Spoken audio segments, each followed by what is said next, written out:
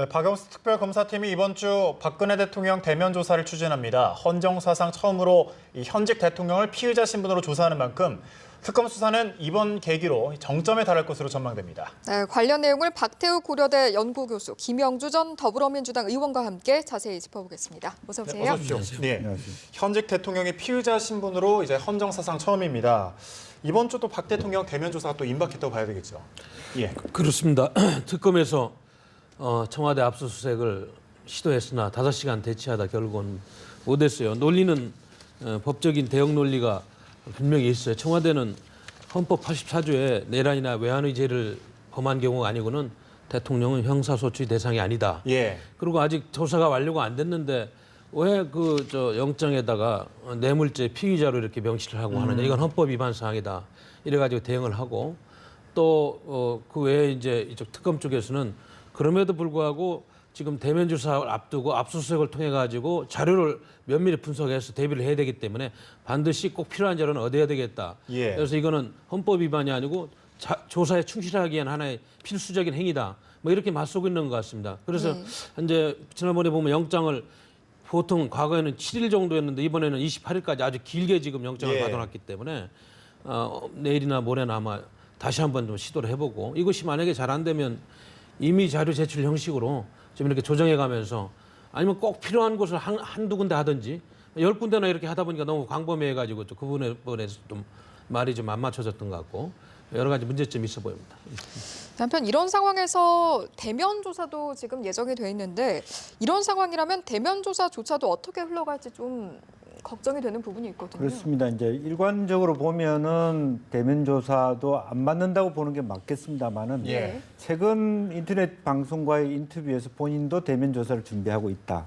그리고 한편으로는 지난 이제 탄핵 논의 전부터 본인이 어떤 문제에 대해서 조사를 응하겠다라고 하는 말씀을 여러 차례 하셨단 말이에요. 그런데 한 번도 조사를 받은 적이 없기 때문에 한편으로는 헌재에서조차도 한 번도 자기 방어할 기회를 줬는데 자기 스스로 그것을 거부했다라는 데 대해서 좀 궁핍한 부분이 있거든요. 그렇기 때문에 청와대의 압수수색은 사실은 경호실이나 다른 문제가 있어서 못하더라도 본인이 특검이 편파적임에도 불구하고 억울하지만 어쨌든 내가 나가서 내 이야기를 하겠다라고 하는 의미에서 받을 가능성도 충분히 있다라고 보여집니다. 다만 이제 지금 시기, 장소 이런 것들을 조율하고 있기 때문에 물론 전체적으로는 완전히 받겠다는 것을 말할 수는 없겠습니다만 그동안에 대통령 헌법이 그랬기 때문에 받는 듯 하면서도 안 받고 그렇기 때문에 말을 못합니다만은 이번에는 받을 가능성도 꽤 있지 않느냐 하는 생각이 드네요. 예. 그 앞서 이제 교수님께서 말씀하셨던 것처럼 지난 3일에 이제 압수수색이 불발이 됐죠. 이번에 이제 특검에서는 또 계속해서 재시도하는 방안이 검토되고 있다고 하는데 일각에서는 이게 보여주기로 계속하는 게 아니냐, 보여주기식 수사가 하는 게 아니냐 이런 말이 나오고 있어요. 뭐 보여주기식 조금 그런 면이 있겠지만 뭐 여론전의 성격이 좀 있겠죠. 그러나 이제 특검 입장에서는 뭐 당연히 이해를 했겠죠. 왜냐하면 대한민국 헌정사상 청와대가 압수수색 당한 적은 없습니다. 그리고 아직까지 대통령이 뭐 특별한 재과가 증명이 안 된 상황에서 청와대 참모들이라든지 밑에 사람들이 무슨 뭐 뇌물죄라 이런 걸 적용받았다고 대한민국 보안시설이 다 있는 청와대를 쉽게 내줄 수가 없어요. 분단국가 아니에요? 그거 함부로 할 수 없는 겁니다. 너무 쉽게 생각하면 안 돼요. 저는 그게 충분히 논리가 있다고 봐요. 분단국가에서 최고의 그런 기밀 자료가 있는 청와대 보안시설을 함부로 내줄 수 있습니까? 더군다나 대통령이 확실하게 무슨 판결을 받고 무슨 확실하게 죄가 있다는 나온 상황도 아닌데 그거는 충분히 저는 이유가 있다고 봐요. 굉장히 중요한 이유고요. 그러나 이제 특검도 아까 내가 말씀드렸듯이 자료를 좀 더 보강해가지고 대면 조사에 철저히 대비를 해야 될 거 아니에요. 그런데 지금까지 나온 자료나 이런 거 가지고 이제 부족하다는 판단을 하기 때문에 그래서 아마 처음에는 이렇게 크게 접근하는 것 같아요. 뭐 장소도 10군데 그러면 5시간 대치하고 그러나 이제 내일부터는 좁혀가지고 그럼 한두 군데만 한다든지 이것도 안 되면 임의 자료 제출 방식으로 이렇게 좀 조정해가는 그런 과정이 아닌가 싶습니다. 저는.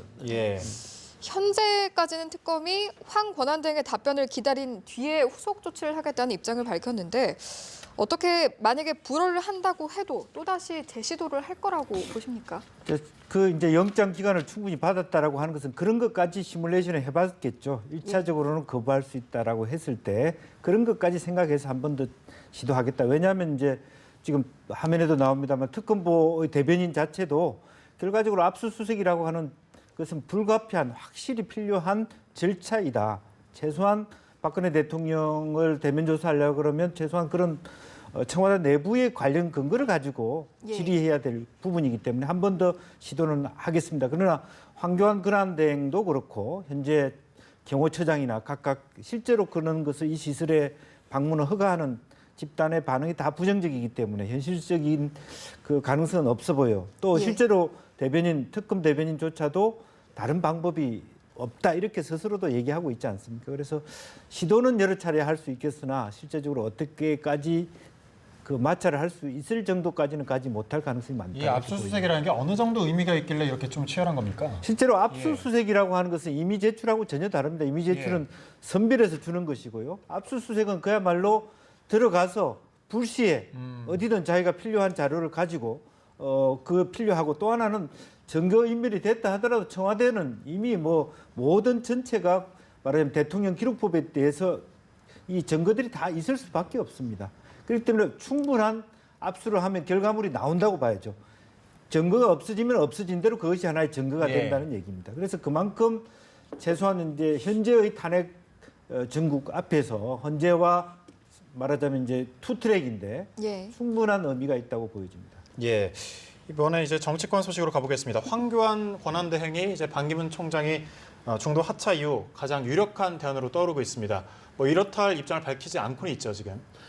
저는 황교안 권한대행은 많은 고민을 하고 있을 것이다 예. 이렇게 판단이 됩니다. 왜냐하면 지금 반기문 전 유엔 사무총장이 사퇴한 이후에 보수 진영에 마땅한 카드가 안 보입니다. 지지율이 보수 진영에서 5% 넘는 후보가 있습니까? 지금 없잖아요. 예. 그래서 고민을 할 수밖에 없고 그러나 이제 권한대행이라는 거는 임시 대통령이라는 얘기예요. 대통령 지금 수행하고 있는 거예요. 지금. 예. 말만 권한대행이지 모든 국군 통수권까지 다 하고 있기 때문에 막중한 책무가 있어요. 그래가지고 지금 뭐 확실한 말씀을 드릴 수 없는 그런 아주 어려운 처지다. 그러나 이제 누구나 대한민국 국민이라면 지금 대한민국이 정상적인 상태가 아니잖아요. 이런 위기 상황에서 확실한 국가관, 역사관이 있는 사람이라면 한번 이 나라를 위기에서 구해보겠다는 그런 신념도 있을 것이다. 그래서 저는 이런 모든 문제는 제가 누차 말씀드리지만은 결국은 탄핵 정국하고 연결돼 있다. 탄핵 언제 이것이 이제 결정되느냐, 또 탄핵 결과가 어떻게 되느냐. 만에 하나 탄핵 결과가 기각이 돼가지고 박근혜 대통령이 복귀해서 12월 대선이라면 저는 보수 진영에서는 황교안 이상 좋은 카드가 없다고 봅니다. 물론 다른 훌륭한 후보들도 많이 계시고 앞으로도 출마를 해서 지금 새누리당도 당명도 바꾸고 계획하고 있습니다만은 지금 반기문 총장이 이렇게 딱 사라지고 나니까 이런 좋은 카드가 지금 안 보이는 상황에서 다른 후보들이 또 지지율 5% 이상 치고 나오는 후보들이 없는 상황에서 더욱더 황교안 카드는 당분간 살아있으면서 계속 이렇게 좀 언론을 통해서 점검받고 또 이런 토론의 대상이 될 것이다. 그렇게 생각이 듭니다. 실제로 나간다고 할까요, 그럼? 저는 아까 말씀드렸듯이 예. 탄핵 정국의 그런 변화 추이를 보고 좋은 상황이 오면 저는 나갈 수 있다고 봅니다. 충분히. 네. 그런가 하면 반 전 총장의 하차 이후에 또 무서운 기세로 치고 올라오고 있는 게 안희정 지사인데요. 앞으로의 흐름 어떻게 전망을 하십니까? 이런 상승세가 그렇습니다. 계속해서. 이제 사실은 뭐 문재인 대세론이라고 하는 것은 사실은 반기문 유엔 사무총장이 이제 그만두시고 난 다음에 예.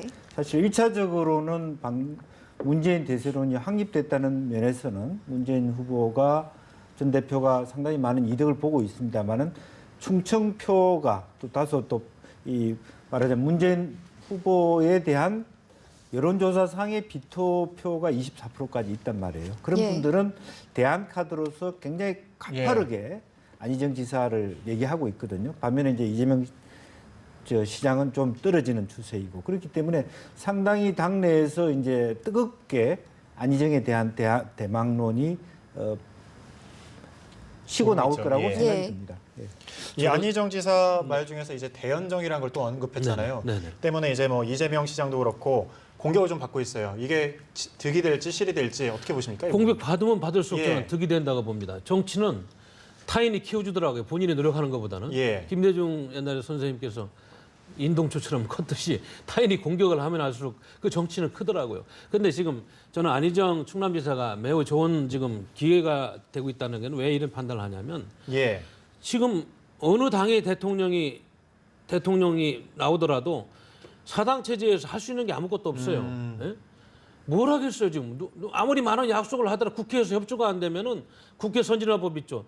사당 체제가 할 수 있는 게 없습니다. 헌법 개정을 통해서 새로운 틀을 짠다면 모를까. 그게 안 되고 그냥 대통령 된다면 연정이 없이는 할 수 있는 일이 없어요. 그렇기 때문에 안희정 지사는 그런 현실적인 정치적인 감각을 가지고 대연정을 이야기한 겁니다. 연정이 없이 다 차기 대통령이 할 수 있는 일이 뭐가 있겠어요. 그래서 저는 안희정 지사가 반기문 총장 사퇴 이후에 특히나 충청도에서 지금 반기문 총장을 지지하는 그 중도층 표가 뭐 빨리는 안 움직입니다만 서서히 충청도 사람들 천천히 움직이니까 이번 주에 움직일 것이다. 안 그런 지사의 판단이 듭니다. 대연정 발언은 정확하게 보면 협치가 필요하다. 그리고 모든 그 분열돼 있는 국민들을 다 차기의 대통령이 누가 되더라도 좀 대통합을 해야 된다라는 대연정 의미가 표현이고요. 협치라고 이제 보시는 거죠. 그런데 대연정이라고 하는 논의는 사실은 원론적인 의미에서는 안 맞습니다. 왜냐하면 이게 정책연합과 관련된 부분이라서 유럽식 개념으로서는 연정이란 말은 오해가 될 수 있기 때문에 말하자면 공격의 대상은 되죠. 그러나 말하자면 노무현 대통령에도 물론 이제 평가가 달라지지 않습니까? 대연정하자 당시 한나라당하고 그런 말씀 오죽했으면 그런 말씀을 했겠냐 하는 부분도 있습니다만은 또 다른 한편은 본인이 자기 지지자들에게 상처를 준 얘기였다 이런 평가가 갈리지 않습니까? 그렇기 때문에 어쨌든 선거 전략상으로 이 시점에서 대연정 얘기가 민주당의 지지자들한테는 적절하지 않다고 느껴질 수 있어요. 그러나 아까 우리 박 교수님 말씀한 대로 실질적으로 더 깊이 들어가 보면 대연정 안 할 수가 없다. 개헌 논의의 정치도 그렇고 그리고 여러 가지 정책 연합도 그렇고 이제 그런 것이 바른 길이다 이런 생각을 하게 될 것 같습니다. 네, 그런가 하면 야권에서는 김종인 전 대표의 향후 행로도 주목을 좀 받고 있습니다. 상당히 중요한 변수 아닙니까? 뭐 지난주에는 김종인 순교론까지 나왔어요. 뭐 그래 2월 탈당설도 소문이 돌고 그랬는데 사실은 헌법 개정을 제대로 추진하려면 김종인 의원 같은 분이 적극적으로 움직여줘야 됩니다. 그런 분이 안 움직이면 헌법 개정이 잘 추진이 안 돼요. 그래서 손학규 씨나 또 안철수 전 대표, 박지원 현 당대표 이런 분들하고 계속 만나고 있는 거 아니겠어요? 그래서 김종인 카드는 사실 뭐 경제민주화가 아니더라도 지금 이렇게 어려운 전국 상황 모든 게 지금 실타래처럼 얽혀가지고 안 풀리는 국가 정책 하나 제대로 추진할 수 있는 이런 상황에서는 상당히 좋은 조정자 역할을 할 수 있는 그런 경륜과 그런 지혜가 있는 분이다. 그래서 끊임없이 아마 거론이 될 것이고 모르겠어요. 실제로 이제 2월달 지금 이번 다음 주면 이제 2월 초순에서 이제 중순으로 넘어가는데 어떤 행보를 할지 많은 분들이 지켜보고 있는 것 같습니다. 네. 이재명 시장 앞서기 이제 대연정 얘기를 했었는데 촛불 배신이라는 이제 말을 하면서 이제 4월 요구했죠. 4월 요구했고 문재인 전 대표까지 대연정은 좀 어렵다 이렇게 좀 각을 세우고 있습니다. 2위 싸움 어떻게 보시나요? 우선은 말하자면 안희정 지사가 2위에 대한 트렌드를 잡은 것 같습니다. 그렇기 때문에 이제 그 양쪽 1등과 3등이 협공을 한다라고 하는 것이 한편으로는 두 분 다 좀 초조해졌다. 혹은 민주당의 당내 경선이 서서히 이제 불타오르기 시작했다. 이렇게 볼 수 있겠죠. 그래서 실제적으로 이것은 어떤 내용적 토론, 옛날 같으면 이 부분이 충분히 서로 익스큐즈가 되는 말하자면 문재인 후보의 김경수 의원도 그 부분은 별거 아니다. 충분히 서로 이해할 수 있다고 했습니다만 최근에는 그것보다는 대충 서로 대립각을 세우는 흐름으로 가고 있고 아까 박 교수님 말씀하신 대로 그런 의미에서 본다라면 그런 논란 속에서도 2위에 있어서는 안희정 지사의 우위가 조심스럽지만 점쳐질 수 있지 않겠나 그렇게 생각이 듭니다. 그런가 하면 바른정당을 좀 살펴보면요. 생각보다 지지율이 그렇게 높지가 않습니다.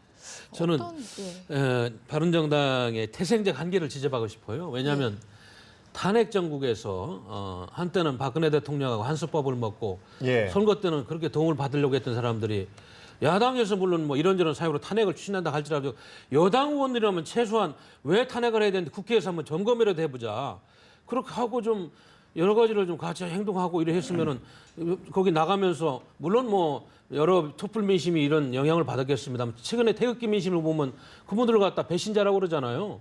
그러다 보니까 지금 반기문 총장을 영입해가지고 새로운 틀을 짜려고 했는데 그것도 실패하고 지금 또 태극기 집회 쪽에 열심히 하는 분들은 왜 대통령을 도와야 될 때 어려운 때 이렇게 나와가지고 이렇게 등을 돌렸느냐 이렇게 또 지금 배신자라는 소리를 듣고 그러니까 태생적인 한계가 있는 거예요. 그래서 거기에서 나온 후보들이 아무리 좋은 이야기를 하고 무슨 이야기를 하도 제가 보기에는 보수 진영의 사람들한테 그렇게 환영받지 못할 것이다. 그래서 지지율도 많이 못 얻을 것이다. 저는 현실적인 이런 분석을 해봅니다. 그 우상호 원내대표가 야권 프레임 통합이라는 이제 그 말을 던졌어요. 화두를 던졌는데 아무래도 논란이 좀 되고 있죠. 국민의당은 이번에도 좀 거부 반응을 보고 있는데 어떨까요? 우상호 원내대표가 그런 얘기를 하는 것은 너무나 당연한 것 같지 않습니까? 그러니까 소위 문재인 또 안희정 이런 대세론에 있어서 안철수나 이쪽 이렇게 국민의당 흐름조차를 같이 통합해서 후보 단일화 한다 그러면 거의 이건 부동의 그 프레임 속에서 이기는 사람이 되는 거기 때문에 이제 그런 부분에 대해서는 좋은 공격이다라고 생각하고 국민의당 입장에서는 그 프레임을 받겠습니까? 결과적으로 어려운 과정에서 안철수 대표가 당을 헤쳐나와서 그야말로 반문 구도 속에서 당을 만들었고 그런 상황인데 다만 하나는 국회의원들은 속으로 원할 수도 있다는 생각이 듭니다. 예. 다만 대선 후보들은 이렇게 말려 들어가면 사실은 존재의 가치가 없기 때문에 거부할 것이고 이제 내부적으로 박 전 대표나 이런 분들이 어떻게 그 문제를 그 갈등을 조정해 갈 것이냐 하는 것이 하나의 과제고 그 문제를 해결하는 방식은 말하자면 김종인, 손학규, 예. 정운찬 이런 분들과 새로운 파일을 키우는 그런 길로 가는 수밖에 없다 그렇게 보여집니다. 예. 마지막으로 앞서 이제 새누리당 새 당명에 대해서 이제 언급을 하셨잖아요. 보수를 좀 아우르겠다 해서 보수가 포함이 될 것인지 또 문양에도 태극기를 좀 연상할 수 있는 문양을 하겠다 이렇게 이제 밝히고 있는데 이 부분은 좀 어떻게 보시나요? 아우를 수 있다고 보십니까? 그러면 예. 지금 저는 대한민국 보수가 제대로 정립되는 것이 국가 발전을 위해서 상당히 중요한 시점이다. 예. 우리가 국내 정치에만 너무 몰입돼 있어도 안 돼요. 얼마 전에 제임스 매티스 국방장관, 미 국방장관 다녀갔잖아요.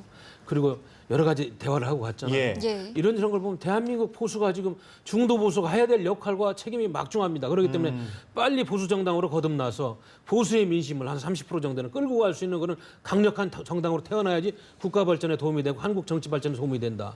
그런데 그런 역할을 잘 못하고 말이죠. 여기저기 끼웃거리고 보수가 말이죠. 중도처럼 이렇게 왔다 갔다 하고 이런 사람들이 그 당에 있으면 안 됩니다. 선명한 보수당은 보수당으로서 역할을 하고 대한민국에 정말 필요한 게 뭔지 안보 정당으로서 가야 되는 거예요. 그렇지 않고 그 보수 정당에 있으면서 이상한 소리 하고 말이죠. 원래 보수 정당 결하고도 맞지 않는 무슨 개성공단을 열어야 된다든지 뭐 이런 소리 하는 사람들이 거기 있다면 예. 빨리 나와야 돼요.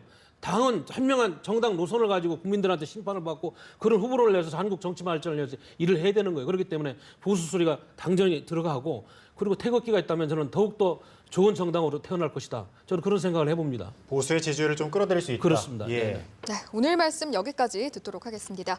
지금까지 박태우 고려대 연구교수, 김영주 전 더불어민주당 의원과 함께해봤습니다. 감사합니다. 고맙습니다.